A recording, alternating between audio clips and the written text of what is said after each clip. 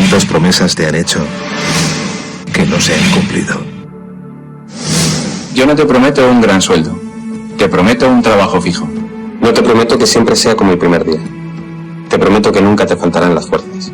No te prometo que todos tus compañeros resistan. Te prometo que se puede llegar hasta el final. No te prometo personas importantes. Te prometo personas que no saben cuánto valen. No te prometo que vayan a hacer caso de lo que digas. Te prometo que querrás repetirlo una y otra vez.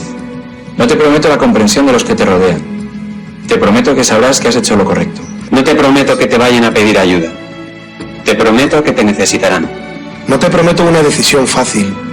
Te prometo que nunca te arrepentirás. No te prometo un trabajo perfecto. Te prometo formar parte de un proyecto inolvidable. No te prometo que siempre vayas a obtener resultados. Te prometo que tu trabajo dará mucho fruto. No te prometo que vayas a tener grandes lujos. Te prometo que tu riqueza será eterna. No te prometo que siempre vayas a poder ser valiente. Te prometo que tu amor será más fuerte que el mío. No te prometo que puedas acabar con el dolor, el sufrimiento y la injusticia. Te prometo que estés donde estés, llevarás esperanza. No te prometo el reconocimiento del mundo. Te prometo una palabra eficaz. No te prometo seguridades humanas. Te prometo la certeza de que has sido elegido. Y te prometo que alimentarás al mundo.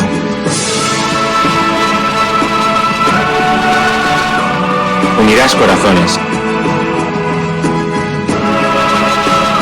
Acompañarás a los que sufren. Confirmarás a los que quieren ser fuertes. Experimentarás con ellos la verdadera alegría.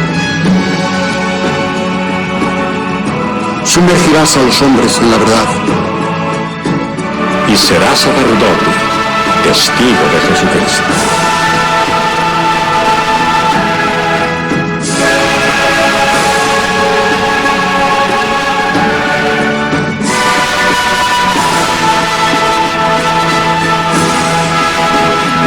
No te prometo una vida de aventuras. Te prometo una vida apasionante.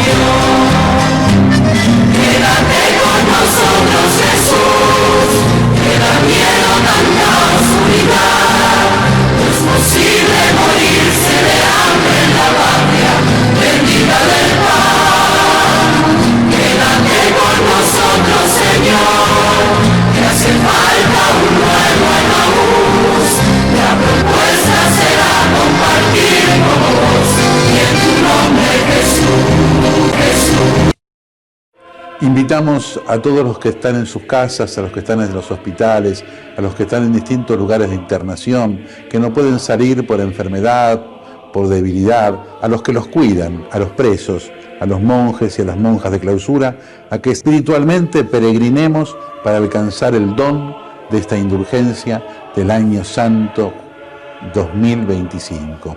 En el nombre del Padre, y del Hijo, y del Espíritu Santo. Amén. Pidamos perdón juntos. Señor, ten piedad. Cristo, ten piedad. Señor, ten piedad. Recemos el credo profesando nuestra fe en Dios en el ámbito de la Iglesia. Creo en Dios Padre Todopoderoso, Creador del cielo y de la tierra, y en Jesucristo, su único Hijo, nuestro Señor, que fue concebido por obra y gracia del Espíritu Santo. Nació de Santa María Virgen, padeció bajo el poder de Poncio Pilato, fue crucificado, muerto y sepultado, descendió a los infiernos, al tercer día resucitó de entre los muertos, subió a los cielos y está sentado a la derecha de Dios Padre Todopoderoso. Desde allí vendrá a juzgar a vivos y a muertos. Creo en el Espíritu Santo, la Santa Iglesia Católica, la comunión de los santos, el perdón de los pecados, la resurrección de la carne y la vida eterna. Amén. Delante de Jesús, mirando a Jesús en el sagrario, le pedimos que venga a nosotros. Señor Jesús, no puedo recibirte ahora con la hostia consagrada, pero te pido que vengas espiritualmente a mi corazón. Jesús, quiero permanecer siempre con vos. Recemos por el Papa y por las intenciones que lleva en su corazón. Padre nuestro que estás en el cielo, santificado sea tu nombre. Venga a nosotros tu reino, hágase tu voluntad en la tierra como en el cielo. Danos hoy nuestro pan de cada día. Perdona nuestras ofensas, como también nosotros perdonamos a los que nos ofenden. No nos dejes caer en la tentación y líbranos del mal. Amén. Y a la Virgen le confiamos nuestra vida, la saludamos, le pedimos que nos siga cuidando para vivir siempre en la esperanza. Y que a todos los bendiga Dios, que es Padre, Hijo y Espíritu Santo. Amén. Amén. El peor analfabeto es el analfabeto político. No oye, no habla, no participa de los acontecimientos políticos. No sabe que el costo de la vida, el precio del poroto, del pan, de la harina, del vestido, del zapato y de los remedios dependen de decisiones políticas. El analfabeto político es tan burro que se enorgullece y ensancha el pecho diciendo que odia la política. No sabe que de su ignorancia política nace la prostituta, el menor abandonado y el peor de todos los bandidos, que es el político corrupto, mequetrefe y lacayo de las empresas nacionales y multinacionales. Che, Fer querido, estaba viendo una nota de Yasmín Alarcam en Infonativa, interesante, porque bueno, da cuenta un poco de el mundo laboral, el mundo de la informalidad que crece en la Argentina. Ella analiza en esta nota en Infonativa distintos informes y estudios que abordan la precarización laboral en la Argentina, el desmantelamiento de la industria, la primarización de la economía y la precarización del trabajo. Y lo quiero poner un poco en contexto porque hoy nuevamente hubo corte de los feriantes de La Salada, nuevamente represión de la policía, porque claro, hace ya más o menos 10 días se armó un operativo donde metieron preso al titular de la feria, Castillo, después de un informe de inteligencia de Estados Unidos donde por la ley de marcas decían qué pasa en La Salada, y bueno, pareciera que la justicia argentina ahí actuó rápido. Bueno, una crisis que crece, ¿no?, en lo que es el mundo del trabajo, quizá un poco silenciosa, quizá se va naturalizando esto de si me contrata el patrón es con monotributo. Ya cada vez la ley laboral argentina conquistada en el siglo XX va quedando en muchos espacios de trabajo en el pasado.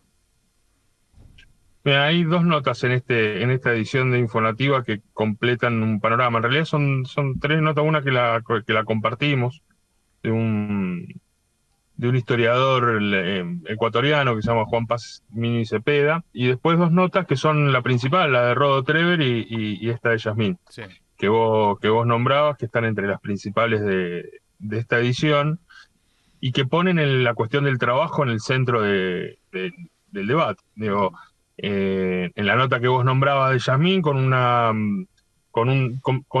entrelazando distintos informes que permiten describir un problema que actualmente se está profundizando sobre problemas que arrastramos de hace bastante tiempo y que tiene que ver con que la generación de empleo formal en la Argentina parece haberse detenido hace ya bastantes años atrás y fue creciendo en el horizonte de la permisividad para las patronales en la Argentina, la oportunidad de tercerizar trabajo, informalizar a los laburantes, condenarlo a vivir sin prestaciones sociales, sin la posibilidad de un futuro en clave jubilatoria.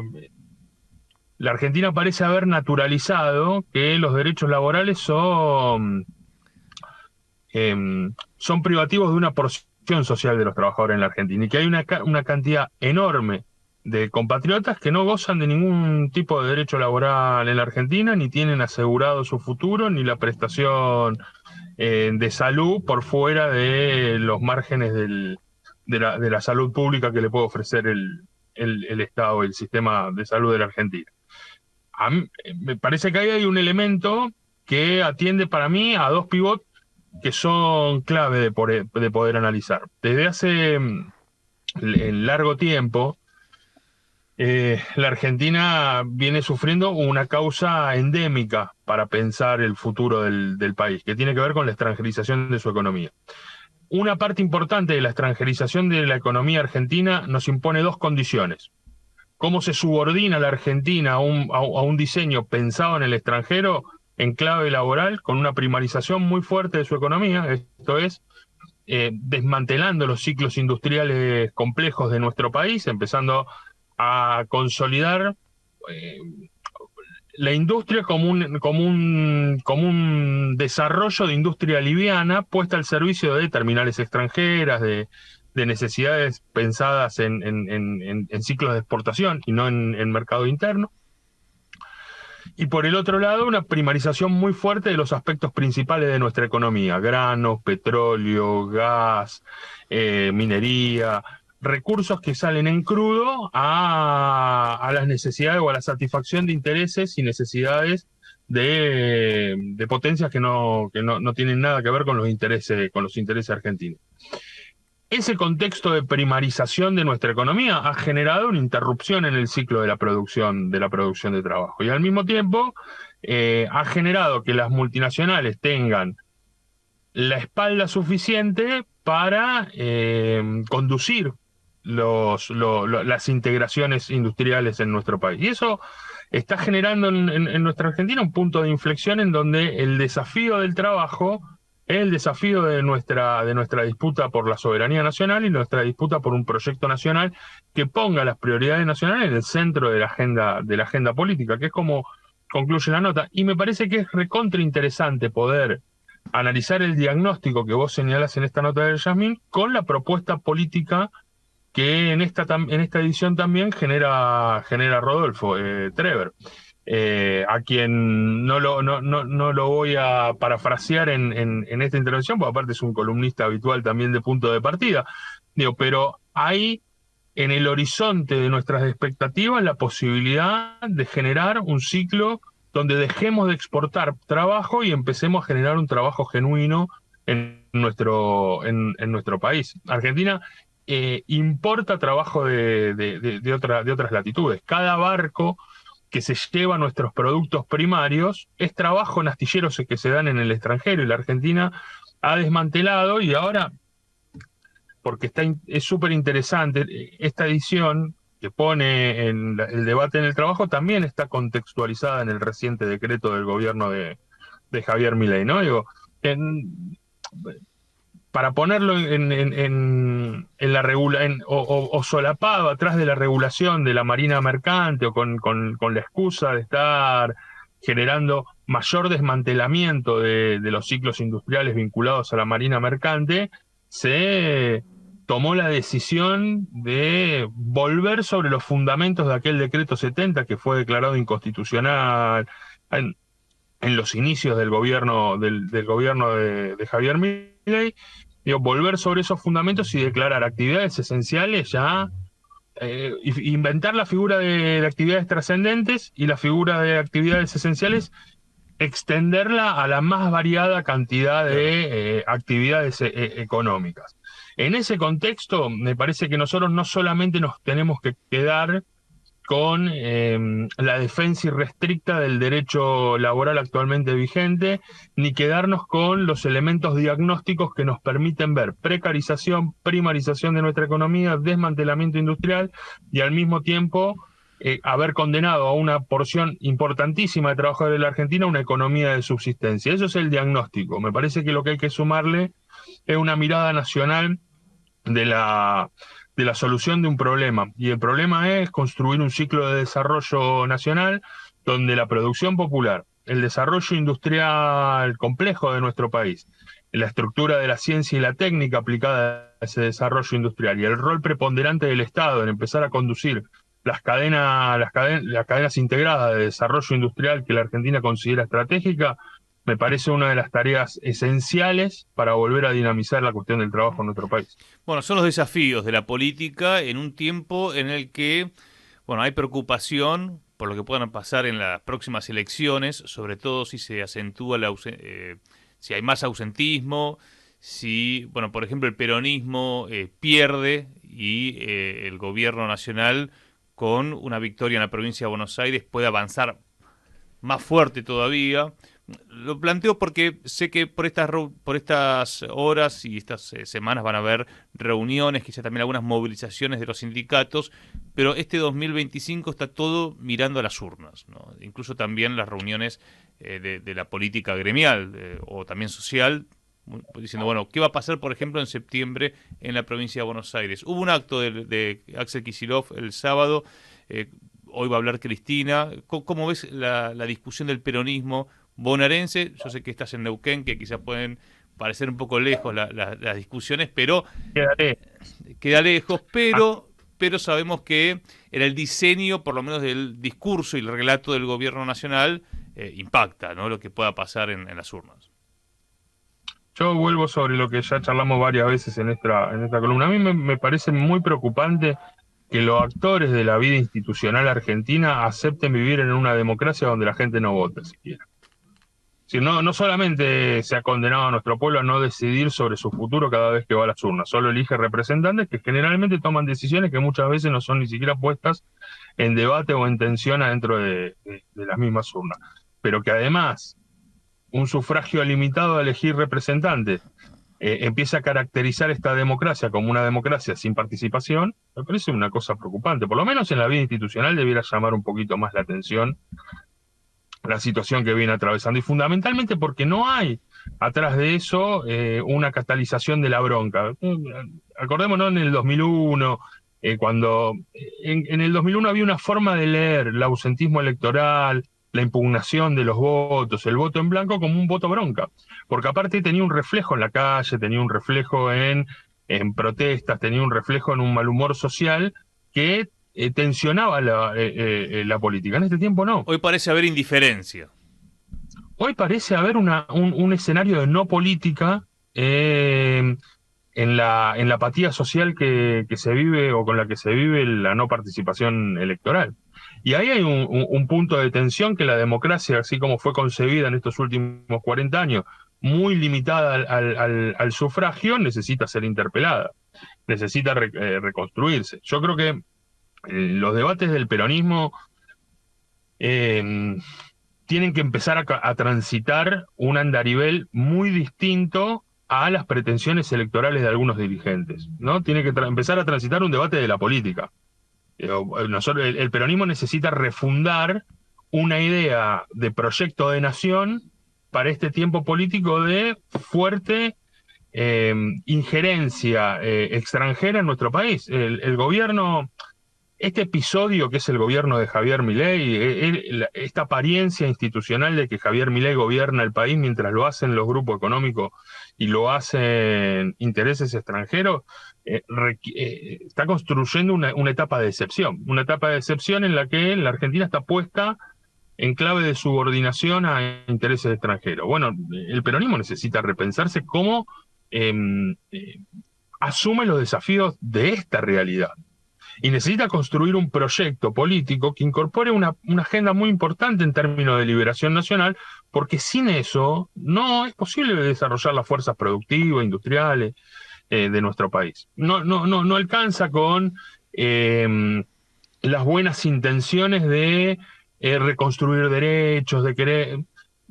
Hay que superar la clave de enunciación. Quizás los dirigentes necesiten hacer una campaña en la que digan poco o digan nada, o en la que sigan midiéndose el poder entre los propios dirigentes para ver a quién acomodan en una lista. Pero el peronismo necesita recuperar otro tipo de debate. Si el único debate es los puestos en clave de poder, es un problema de los dirigentes. El problema de la Argentina es otro. El problema de la Argentina no es quién gane la próxima elección. El problema de la Argentina es cómo protegemos lo que nos queda de desarrollo industrial que está puesto en peligro, cómo las provincias dejan de endeudarse en dólares para financiar gastos corrientes, cómo la infraestructura básica de nuestro país es vuelta a recuperar en clave presupuestaria para poder garantizarle una vida razonable a quienes habitan esta tierra. Parece que hay que recuperar las urgencias y al mismo tiempo lo estratégico. Si la Argentina no sale de este esquema de subordinación colonial en el que está hoy, difícilmente nosotros podamos proyectarle un futuro a nuestro pueblo. Y me parece que el peronismo necesita refundarse en eso, porque no sé si tiene tan en claro cómo salir de este atolladero. Y en este caso tiene que ver con las personas con discapacidad.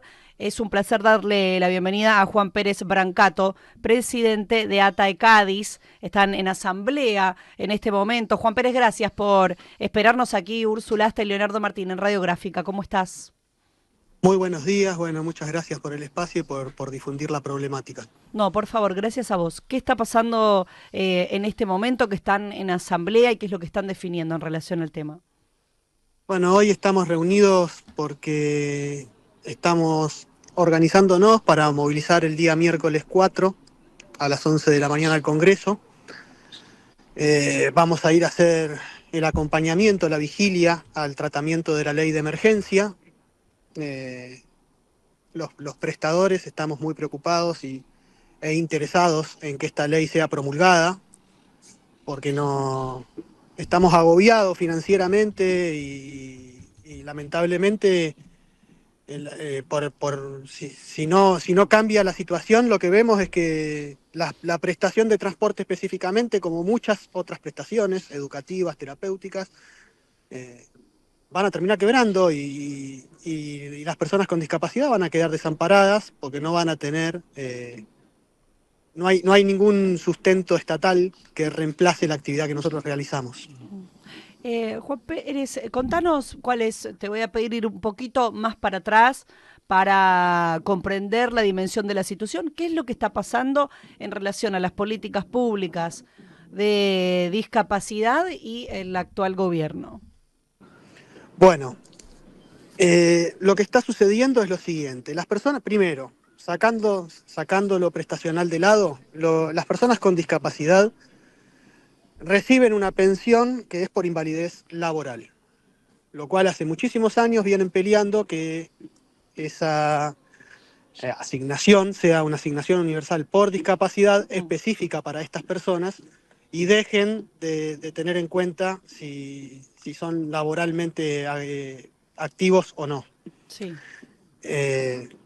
Bueno, esta ley lo contemplaría una asignación universal para ellas, que se les sería asignada a todas aquellas que tengan un ingreso no mayor a 2 sueldos mínimos. Uh-huh. Los prestadores, básicamente, lo que estamos sufriendo es una desfinanciación desde diciembre. Nunca anduvimos excelente en el sector, pero desde diciembre del 2023 a la fecha hemos venido perdiendo todo mes a mes contra la inflación, a niveles que nunca hemos visto. Uh-huh. Estamos desfinanciados completamente y básicamente hoy sería lo mismo que nos dijeran directamente a la cara que pretenden dar de baja las prestaciones, que es lo que están haciendo, ¿no? Porque si nos desfinancian de la forma que nos están desfinanciando, la única salida es el quebranto. Estamos en diálogo con Juan Pérez Brancato, presidente de la Asociación de Transportistas para Personas con Discapacidad. Contanos qué es lo que hacen ustedes en esta situación, cuál es el rol que cumplen. Nosotros, nuestro trabajo consiste en trasladar a la persona con discapacidad desde su domicilio hasta los centros educativos o de tratamientos todos los días, ¿no? En lo que es educativo de lunes a viernes y en lo que son rehabilitaciones y demás, bueno, los días que correspondan. Básicamente esa es nuestra labor. Tenemos vehículos adaptados, específicos para esa función. No se dedica, ese vehículo no se puede utilizar para otra cosa, está a disposición de esa persona todo el año. Y bueno, por eso tenemos un arancel nacional y esperamos poder vivir de ese arancel. En este sentido, contabas lo que están definiendo en este momento en asamblea en relación al Congreso, de qué específicamente regula esta ley de emergencia que van a ir a apoyar.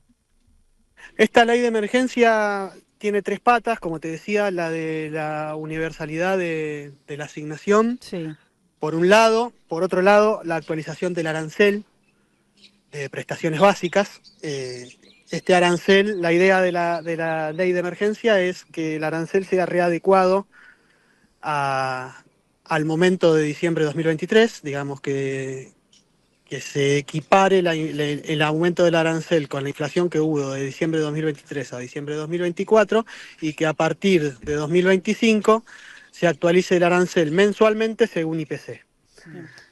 Así garantizar que no tengamos más pérdida de arancel contra la inflación. Juan. Y la tercer pata es la de los salarios de las personas que trabajan en talleres protegidos, porque las personas que trabajan en talleres protegidos lo hacen 4 horas diarias y cobran mensualmente 28.000 pesos que no les sirve ni siquiera para comprar la yerba para tomar mate.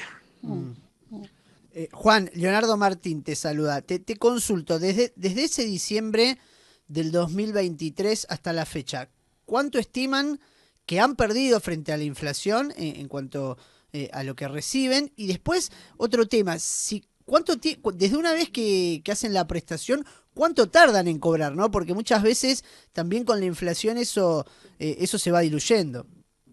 Bueno, empiezo por la segunda. Sí. Nosotros trabajamos, facturamos a mes vencido y cobramos una vez facturado a 60 o 90 días.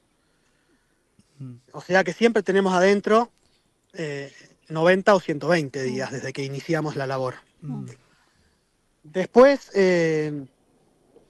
perdóname, ¿la primera pregunta cuál era? ¿De cuánto, desde diciembre del la 2023, cuánto la pérdida, qué deterioro han la tenido? pérdida contra el IPC se calcula en un 70%, pero específicamente en transporte, para que tengan una idea, el combustible en diciembre del 2023 valía 320 pesos y el arancel estaba a 200, el valor kilómetro estaba a 270. Teníamos un valor kilómetro que era el 80% de lo que valía un litro de combustible.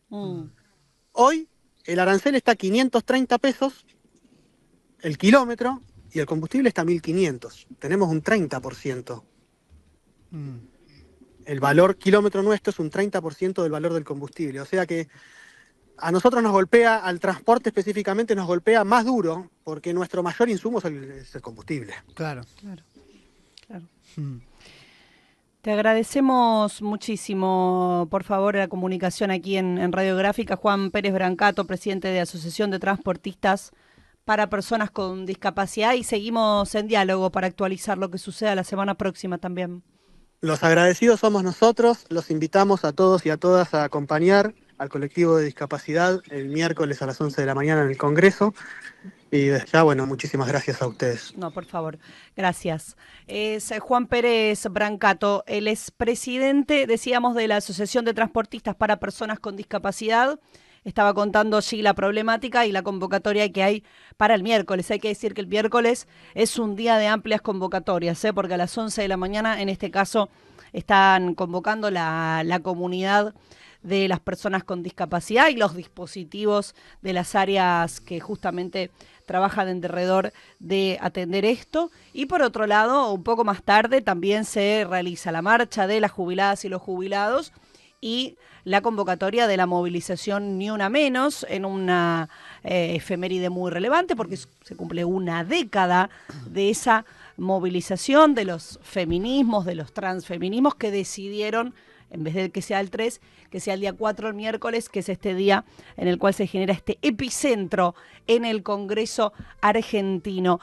Sin duda alguna suscita una enorme preocupación y que habla mucho de la situación, en este caso podemos decir sanitaria, primeramente, pero que eso involucra naturalmente lo social, lo político. Le damos la bienvenida a Cristina Alonso, ella es doctora, especialista en bioquímica clínica del área genética, es la jefa del área de laboratorios especializados del Hospital Garrahan. Cristina, bienvenida. Aquí Úrsula Asta y Leonardo Martín en Radiográfica. Gracias.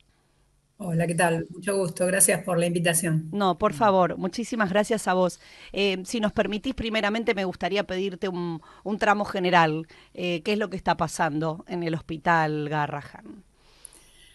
Bueno, el hospital está siendo víctima de un retraso salarial furioso, que es el mismo que lleva la administración pública, toda la administración pública, desde que asumió este gobierno, que hubo una gran devaluación que nunca fue compensada, y no es que veníamos en un lecho de rosas, pero bueno, antes cuando había algún retraso se hablaba, no se llegaba al paro porque en general había una solución antes.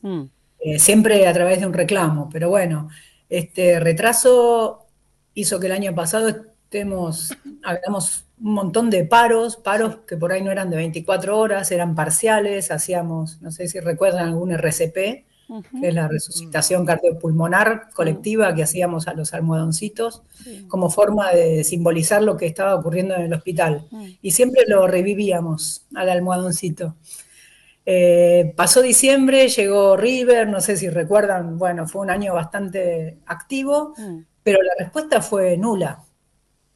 Está bien, este año nos muestran que la respuesta puede ser peor, ¿no? O sea, negativa.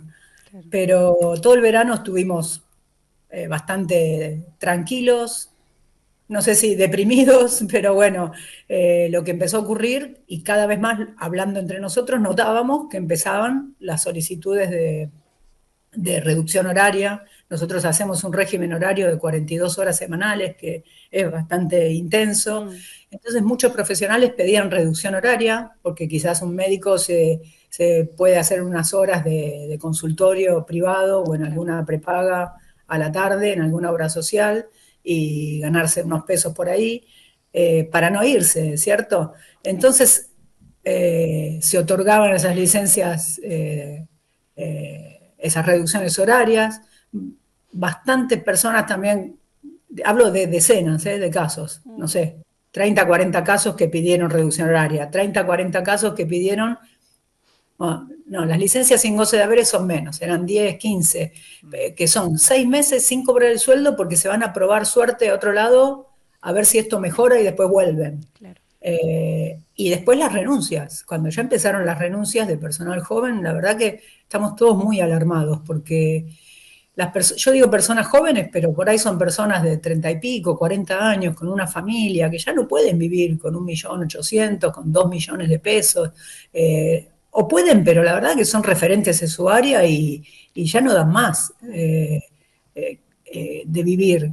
Dentro del hospital, además, todas estas renuncias ocasionan que el trabajo se vaya comprimiendo y andamos todos medio locos como la vida moderna, trabajando en vivo y en WhatsApp o por videoconferencia, y es un trabajo intenso el del hospital, no es un trabajo tranquilo. Lo hacemos con pasión, pero bueno, después de esta calma chicha, en la cual, bueno, había más depresión que otra cosa, abrazos en los pasillos, ¿cómo estás? Sí, te cuento, un clima así como de pesadumbre, vino el conflicto de los residentes, los médicos residentes, y médicos y no médicos, pero siempre se dice médicos porque es la gran mayoría, bueno, cobran 800.000 pesos. Ellos no dependen del presupuesto del hospital, dependen directamente del Ministerio de Salud, porque son parte del sistema de residencias del Ministerio de Salud de la Nación, que le paga la residencia a ellos y lo mismo le paga a un residente del Posada o de otro hospital nacional.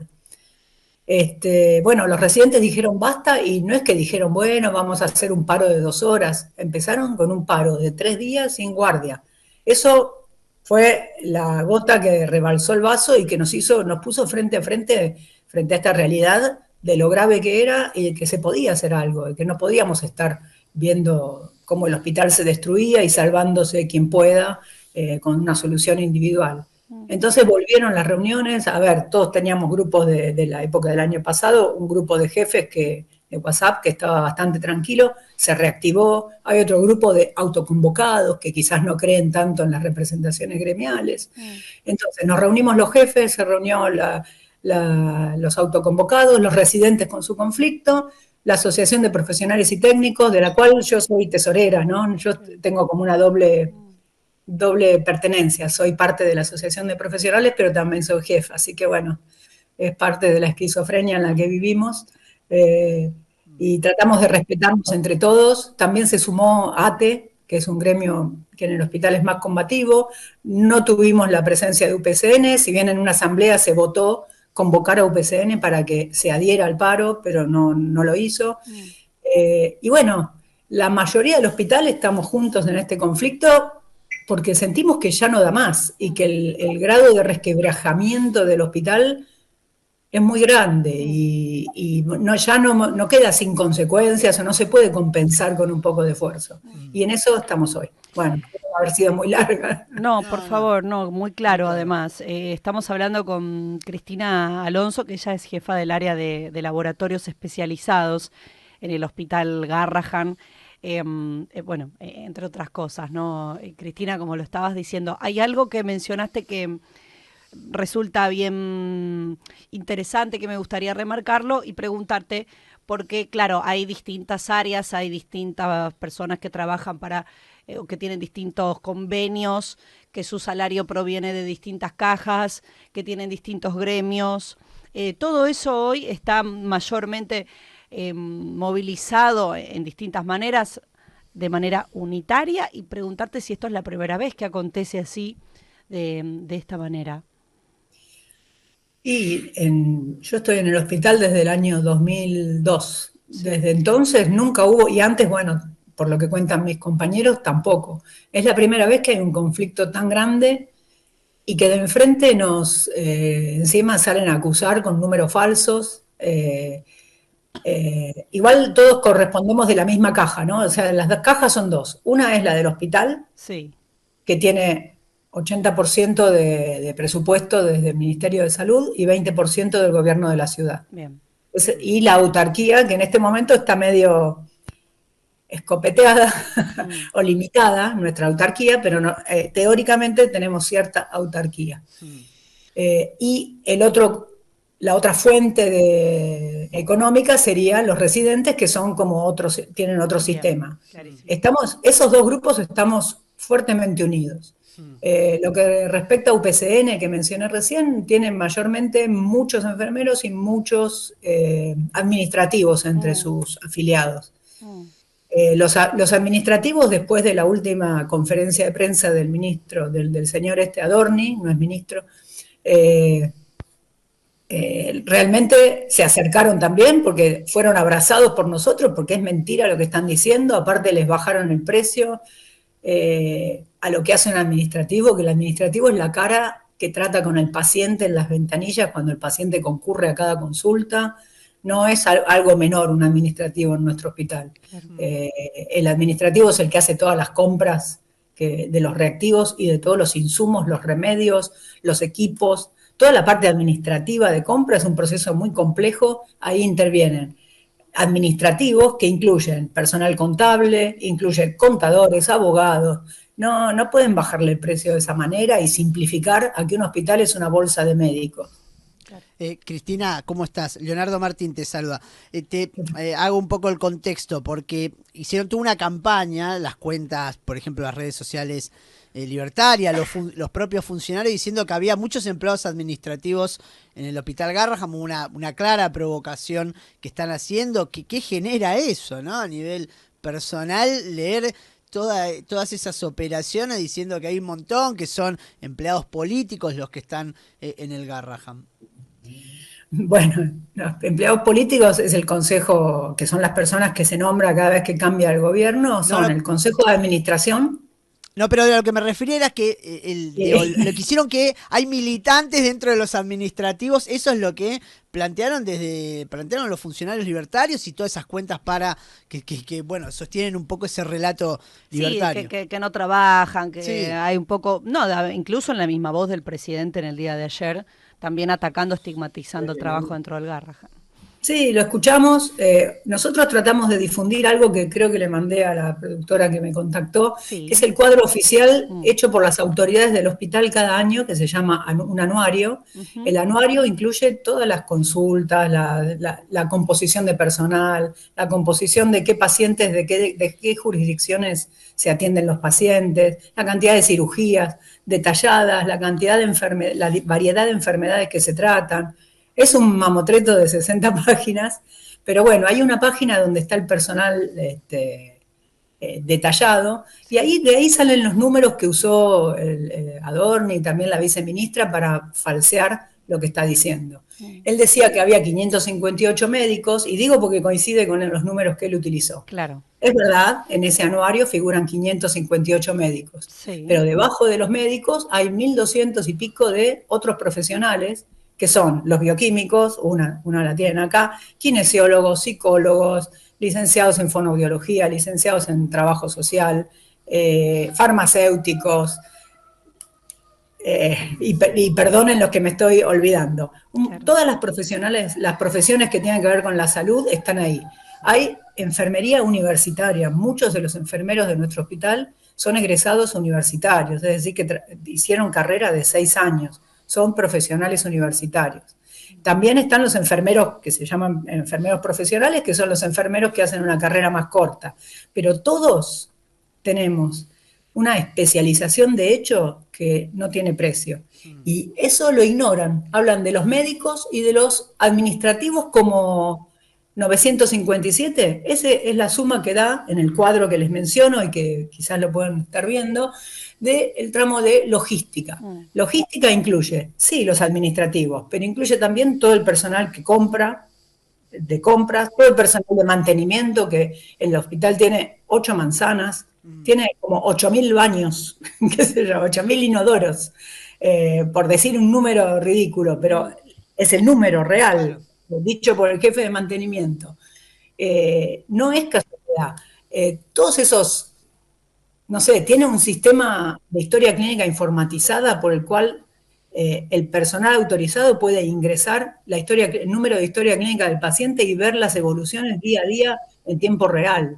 Puede ver los resultados de laboratorio en la computadora y no tiene que ir hasta el laboratorio a buscarlos o esperar que el paciente vaya a retirar el papelito y traérselo. Puede ver la evolución de esos análisis clínicos en el tiempo. Todos esos desarrollos no son un enlatado, lo desarrolló la gerencia de sistemas del hospital, que tendrán 1000 falencias y siempre estamos protestando contra los chicos de sistemas, pero hacen un trabajo muy robusto y muy valioso. Y así como hay una historia clínica informatizada, y perdonen que me extiendo, la gente de sistemas ha generado un sistema de gestión en el cual uno puede ver los consumos de cada insumo en el último año, las veces que se compró, el número de licitación, el número de orden de compra. Es un hospital muy complejo, no pueden decir que hay administrativos como si se tratara de algo menor. Cristina, y hablando del valor del Garrahan, ¿no? Bueno, un montón de chicos han atendido ahí. ¿Qué nos podrías decir de este valor que tiene el Garrahan? Y para aquel que quizá no conoce ¿no? En cuanto a la formación profesional, en cuanto a la excelencia en la atención. Bueno, eso, si nos podés profundizar en la importancia de que el Garrahan funcione adecuadamente y con los profesionales bien pagos, con las horas de descanso que necesita un profesional. Bueno, el hospital es lo que se denomina un hospital de tercer nivel de complejidad, ¿no? En la salud ahí está la atención primaria, que es vacunar, ir a medirle a los chicos que crezcan bien, que tengan todas las vacunas, si a alguien le duele la panza, no sé, una medicina más simple, pero en terreno, ¿no? En la salita del barrio. Después están los hospitales más simples, los hospitales de mayor complejidad y el Garrahan. En pediatría es el hospital de mayor nivel de complejidad. En adultos, un equivalente sería el Hospital El Cruce, que se generó en Florencio Varela. Sí. Son hospitales que, teóricamente, el Hospital Garrahan inicialmente era un hospital cerrado donde uno no podía concurrir espontáneamente. Con el tiempo y, no sé, con la necesidad y con el relajamiento de las normas, se empezó a abrir y la gente puede ir también de manera espontánea a una primera consulta ahí. Pero normalmente el Garrahan trabaja con derivaciones. ¿Por qué derivaciones? Porque habla o atiende enfermedades altamente complejas. El hospital Garrahan no debería atender, no sé, una apendicitis, un abdomen agudo, que es algo simple, que todos saben cómo se soluciona, se opera en un hospital de mediana complejidad y es suficiente. Entonces, en el hospital se hacen trasplantes, trasplante de médula, trasplante de riñón, trasplante de hígado, trasplante de corazón, cosas que no se hacen en cualquier lado, ¿cierto? El hospital atiende, no sé, 400.000 consultas por año. Atiende, de esas consultas, 70 y pico mil son por orientación. Hay un médico orientador que dice, bueno, tiene que ir a este consultorio, a este otro. Por especialidades son 240.000. Se atienden enfermedades que son raras de ver, que ahí está la gracia o la costo-efectividad de tener un hospital como este, con especialistas en cosas raras.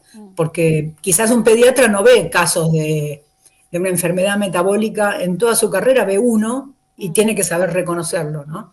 Pero el diagnóstico de todos los análisis que necesita el paciente para llegar a esa confirmación y de cómo manejarlo, qué medicación darle, en qué cantidades y qué sé yo, eso lo tiene el que ve un caso de esos por mes. El que entienden que es una forma costo efectiva de hacer medicina, una forma inteligente de hacer medicina como país. Cristina Alonso es a quien estamos escuchando. Por último, Cristina, ¿cómo sigue esta semana? ¿Qué es lo que va a pasar? A partir de, lo que se está diciendo por estas horas y que en algún momento planteó el Gobierno Nacional es que va a plantear una propuesta de aumento. Este es al momento la información. ¿Qué es lo que va a pasar?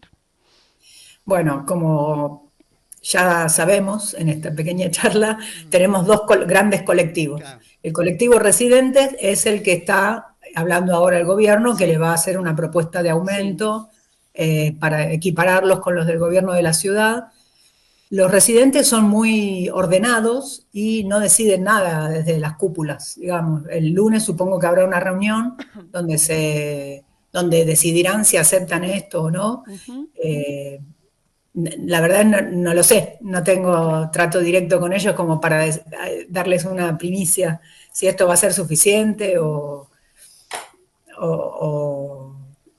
claro. Digamos que es lo mínimo que uno podría pedir, ¿no? Bien. Pero estamos hablando de que el sueldo aumentaría a 1.600.000, creo, el básico. No sé bien.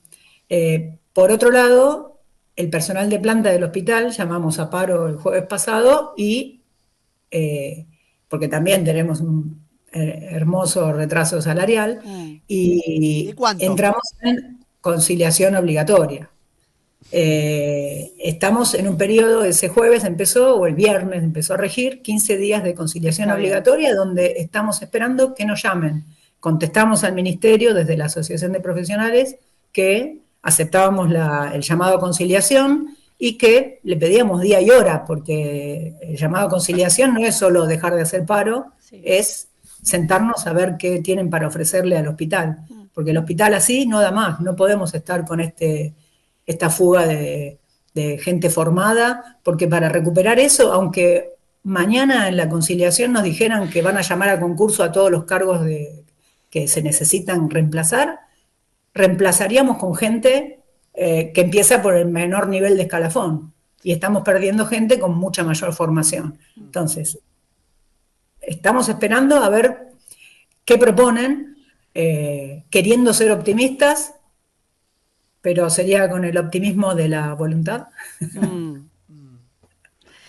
Vamos a volver a hablar con vos, Cristina, en esos 15 días cuando termine esta conciliación obligatoria, a ver qué es lo que está pasando con el sector de la Asociación de Profesionales, y seguramente más pronto en las horas tendremos novedades sobre qué pasa con los residentes.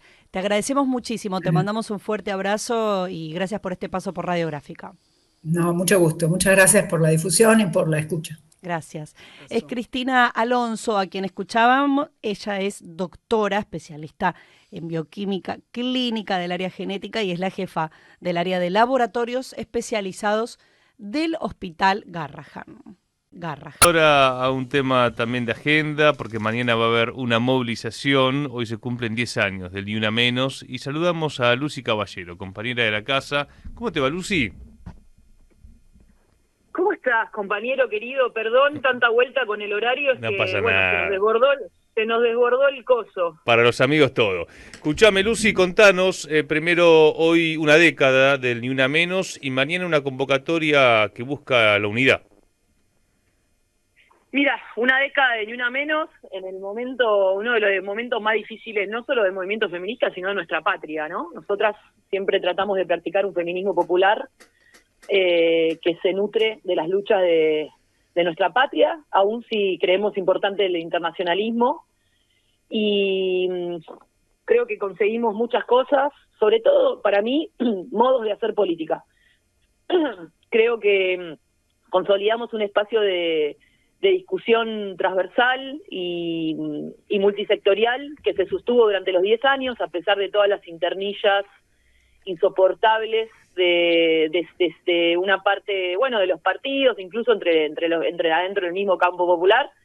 Se consolidó un espacio donde por momentos prima la solidaridad entre las luchas, escuchar a las compañeras en qué es lo que está sucediendo, y sobre todo un espacio donde se pueden discutir medidas de fuerza, ¿no? No es solamente catártico, sino que nos juntamos para pensar acciones, nos juntamos para pensar modos de intervención, para enunciar políticamente, lo cual nos ha permitido de alguna manera que los feminismos o el feminismo sea un actor o una actriz en la política nacional, lo cual no es fácil porque a nadie le interesa y a nadie le conviene, ¿no? Y hemos avanzado en algún tipo de inscripción institucional de algunas demandas que estábamos planteando. Bueno, la ley de aborto fue fundamental y es fundamental. Otras medidas que se están desarmando muy rápidamente por el gobierno de Milei.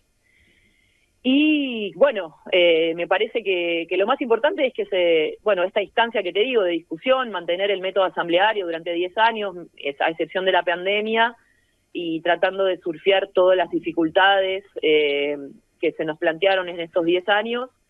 Y bueno, hoy estamos en la calle. Nosotras teníamos una discusión sobre qué hacer a los 10 años. A veces hay una onda más conmemorativa y efeméride que también me parece que deja los más importantes de las luchas congeladas, ¿no? Me acordaba de cómo se recuerda también el Cordobazo. A veces se deja esas fechas como efemérides, y me parece que a veces hay que sacudirlas y hay que actualizarlas. Y en esa discusión que planteamos dijimos, chicas, no podemos marchar el martes 3 de junio, 10 años, y el miércoles ver a las jubiladas reprimidas por televisión. Esa no sería una escena de los feminismos populares, del sur, de los que queremos formar.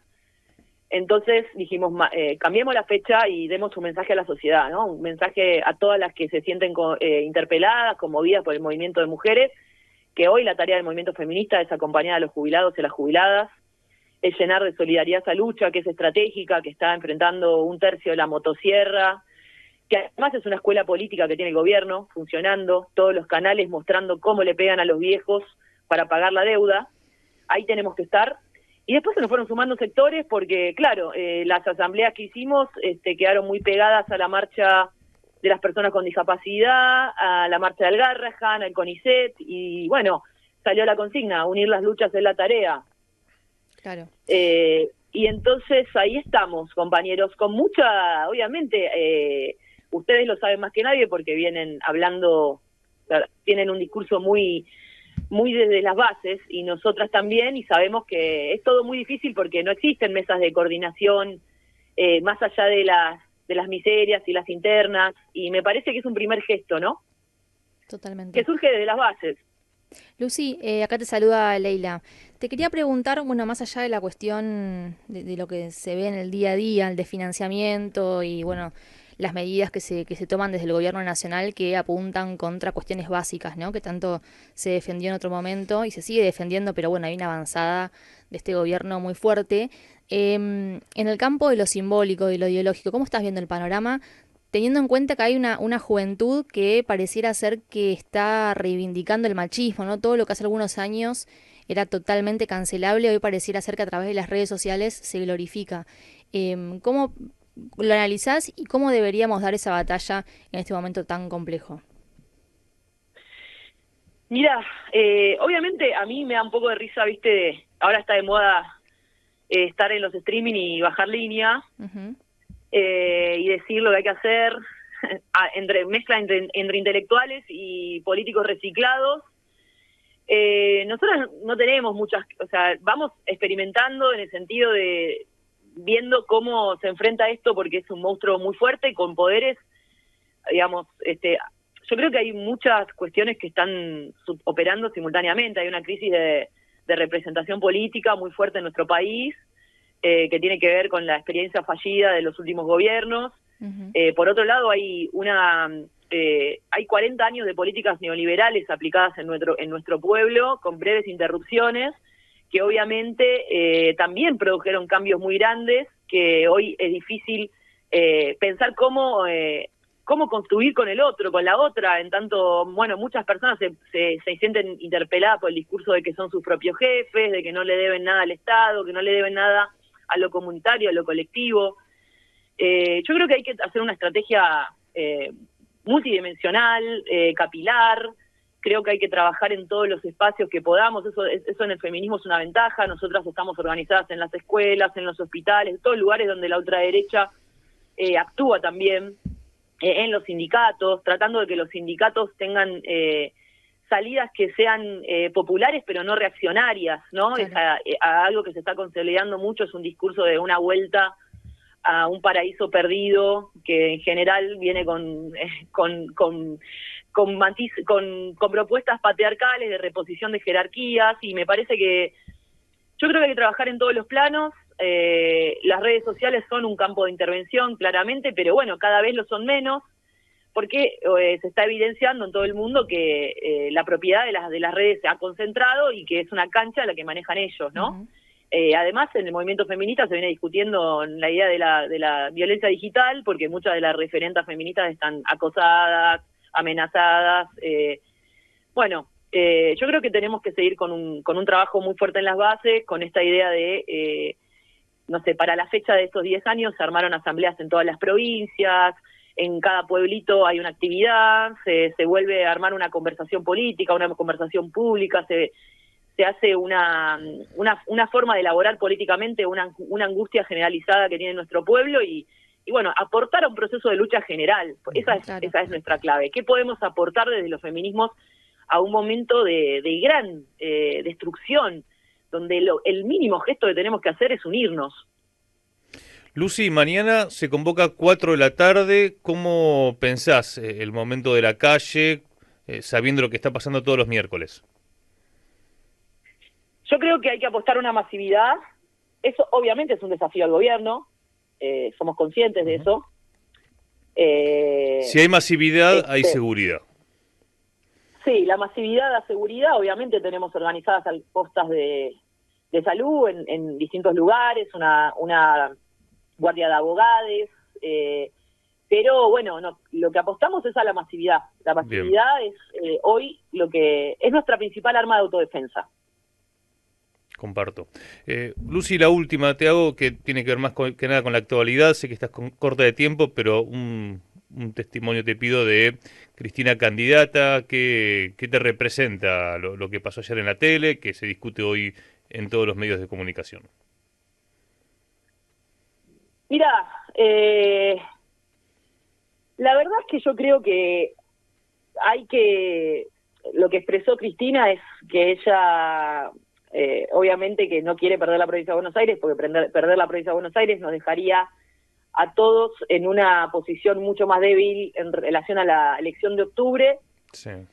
Lo que me parece es que tiene que haber una dirigencia que deje surgir liderazgos nuevos, ¿no? Que están pasando cosas en las bases. Necesitamos una dirigencia también que nos convoque a enfrentar hoy al gobierno de Milei en una clave que no puede ser solamente el tiempo electoral, porque la destrucción es muy grande, porque se está entregando la patria. Entonces, si es una estrategia electoral que va a sumar votos en la provincia de Buenos Aires, bueno, adelante, me parece que está muy bien, el liderazgo de Cristina es indiscutido, pero me parece que paralelamente hay que hacer un trabajo muy fuerte en la dirigencia para que estén que se pongan a servicio de las luchas, para que encabecen las luchas. Necesitamos que el Congreso, que el Senado sesione y también esté en conexión permanente con lo que pasa en las bases, y también necesitamos generosidad para que finalmente la alternativa que se construya no sea una alternativa construida sobre las luchas, sino que también las exprese, ¿no? Lucy Caballero, un fuerte abrazo, gracias. Un abrazo, chau, compañeros. Allí pasaba referenta del Ni Una Menos, que hoy se cumplen 10 años de esa primera gran marcha que se dio en el 2015. Pueblo que escucha, únete a la lucha. Pueblo que escucha, únete a la lucha. Pueblo que escucha, únete a la lucha. Pueblo que escucha, únete a la lucha. Pueblo que escucha, únete a la lucha. Pueblo que escucha, únete a la lucha. Pueblo que escucha, únete a la lucha. Pueblo unido, nunca vencido. Pueblo unido, nunca vencido. Y luche, luche, luche, no deje de luchar. Y luche, luche, luche, no deje de luchar. Por un canto de obrero, obrero popular. Y luche, luche, luche, no deje de luchar. Pobre el pobre que no luche, siempre callado nomás.